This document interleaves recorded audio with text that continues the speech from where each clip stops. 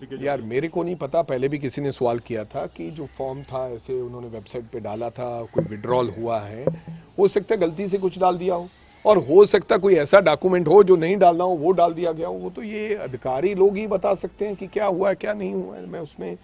लेकिन हाँ, अगर एक्साइज पॉलिसी में अगर कोई ना कोई ऐसी कोई चीज है तो उसकी बिल्कुल जांच होनी चाहिए, बिल्कुल जांच होनी चाहिए। लेकिन मेरे को लगता है एक कहीं ना कहीं मेरे को ये भी लगता है कि कई बार एजेंसीज जो हैं सरकारों के इशारे पर काम करती हैं। आजकल तो ये पक्का तय हो गया है, चाहे वो पंजाब की एजेंसीज हैं, इधर कोई स्टेट एजेंसीज हैं और सेंट्रल एजेंसीज हैं, ज्यादातर सरकारों के इशारों पर काम करती हैं, क्योंकि आवाज बंद करने का काम किया जा रहा है। हमारे सर तो ये रोजाना हो रहा है कांग्रेसियों के साथ। अभी अधिवेशन था, छत्तीसगढ़ में ईडी की रेड पड़ गई 5 दिन पहले, पवन खेड़ा जी को रास्ते में रोक लिया गया। अगर तो ऐसा है तो बिल्कुल नहीं होना चाहिए, ये लोकतंत्र को खतरा है।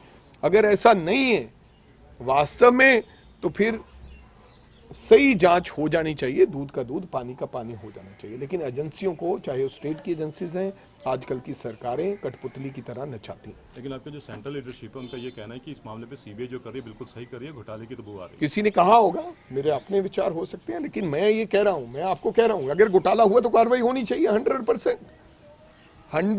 घोटाला हुआ है, कार्रवाई होनी चाहिए, लेकिन सरकारों के इशारों पर नहीं, जो on merits on ground inquiry होनी चाहिए, चाहे वो पंजाब है चाहे वो केंद्र है। लेकिन आज तक एक नया फैशन चला हुआ है, जिसकी सरकार आती है वो फिर एजेंसी को इस्तेमाल करते हैं, ये नहीं होना चाहिए।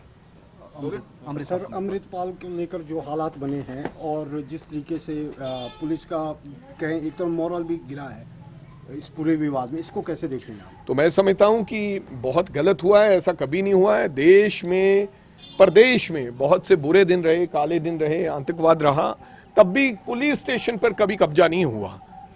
मुकम्मल सरेंडर कर दिया पंजाब पुलिस ने और पंजाब सरकार ने, और बहुत से लोग घायल हुए हैं, चोट लगी है, एक एसपी के 21 टंके लगे हैं, इसके बावजूद भी किसी प्रकार की कोई कार्रवाई नहीं हुई आज तक, जो कि होनी चाहिए थी। नहीं तो कल कौन जिम्मेदार बनेगा? अगर पुलिस को ये लगने लगा कि कोई मार के हमें निकल जाएगा तो फिर कार्रवाई नहीं होगी, तो फिर रोकेगा कौन?